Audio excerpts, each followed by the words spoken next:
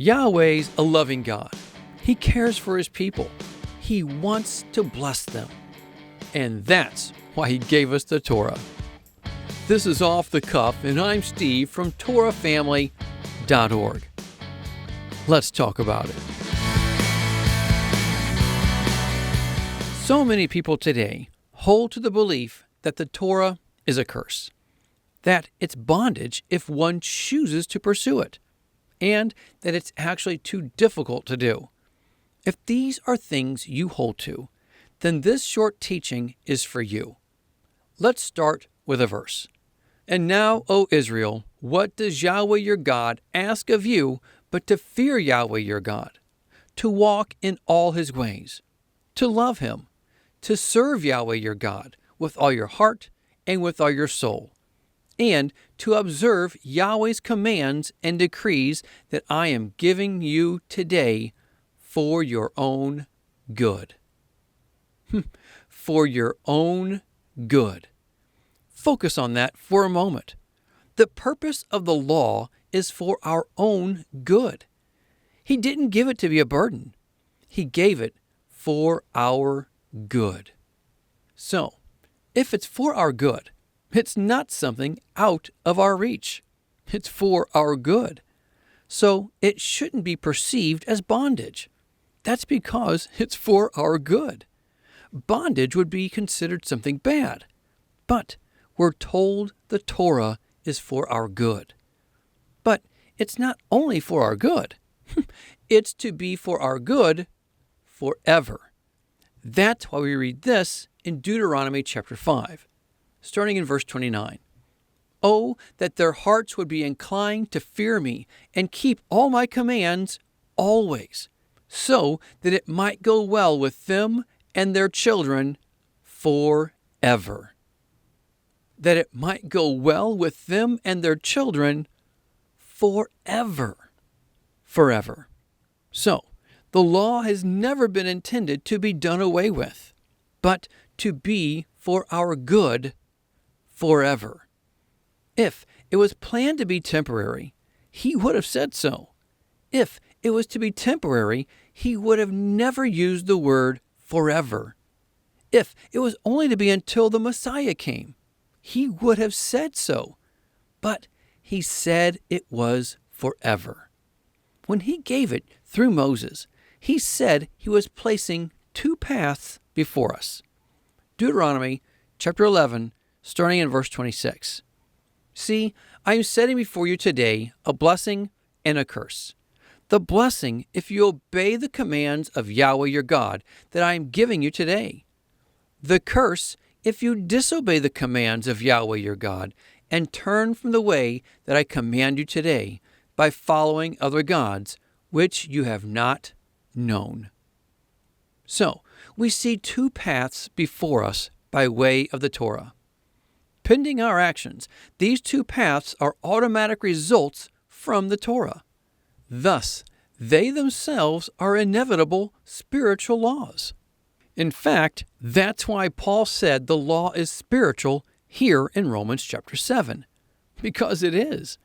Obedience to it brings the automatic law of blessing. Disobedience to it brings the automatic law of the curse. Though these are spiritual, they're like natural laws. In the natural, what goes up must come down. In the spiritual, you obey, you're blessed. You disobey, you're cursed. So when we see verses that say we're to die to the law, we're to die to the law of sin, disobedience. This path of the curse is referenced by Paul as, you guessed it, the curse of the law, here in Galatians chapter 3. Many like to use this chapter in Galatians to say Paul said it's the Torah itself that Yeshua did away with. If this is something you thought as well, we encourage you to watch our teachings, The Tutor and The Writings of Paul, along with many others you'll find on our Faith Foundations page. Yeshua didn't come to deliver us from that which gives us blessings. The Torah brings us blessings. He came to deliver us from the curse of the law. that which came from our disobedience. That's what sin is. Sin is disobedience to the law. John said this in 1 John chapter 3. 1 John 3:4. Everyone who sins breaks the law. In fact, sin is lawlessness. So, sin is defined by the law. Paul said the same in Romans chapter 7. Romans 7, starting in verse 7. What shall we say then? Is the law sin? Certainly not. Indeed, I would not have known what sin was except through the law. For I would not have known what coveting really was if the law had not said, do not covet. So the law tells us what sin is. James references the same thought in chapter 2. James chapter 2, verse 9. But if you show favoritism, you sin and are convicted by the law as lawbreakers. All three of these men, John, Paul, and James, are saying nothing new. They're saying the exact same thing we see in the Old Testament. Breaking the law is sin.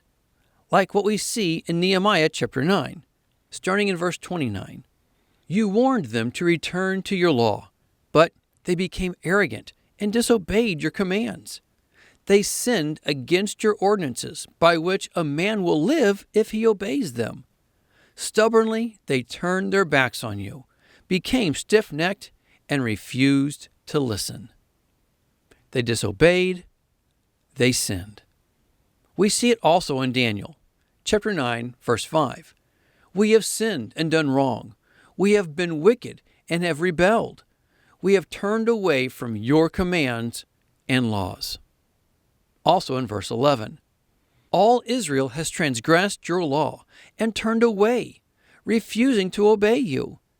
Therefore, the curses and sworn judgments written in the law of Moses, the servant of God, have been poured out on us, because we have sinned against you, transgressed your law, refusing to obey.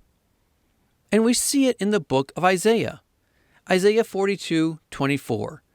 Who handed Jacob over to become loot, and Israel to the plunderers? Was it not Yahweh against whom we have sinned? For they would not follow his ways. They did not obey his law. The New Testament is saying the exact same thing we see in all these verses. Breaking the law is sin, and that put us under the curse of the law of sin. Even Yeshua told us to obey the law.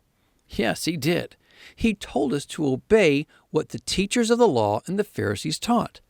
What did they teach? They taught the Torah. Let's read it straight from Yeshua. Matthew 23, starting in verse 1. Then Jesus said to the crowds and to his disciples, the teachers of the law and the Pharisees sit in Moses' seat. So you must obey them and do everything they tell you. But do not do what they do, for they do not practice what they preach. So Yeshua told us to obey what Moses gave. That's the Torah. That's the way of walking in blessings. Yeshua told us everyone who sins is a slave to sin. Sin is breaking the Torah. That's the way of the curse. He came to deliver us from that bondage. He came to free us from the law of sin and death, so we can walk in obedience, that which is for our own good. So don't walk in the curse anymore. Don't walk in disobedience to the Torah. Follow Yeshua's instructions.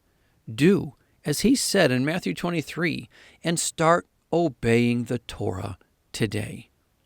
Walk in that which was given for goodness sake. Well, that's all I have. Think about it. Pray about it. But more than anything, be a doer of the word and not a hearer only. Until next time, Shalom.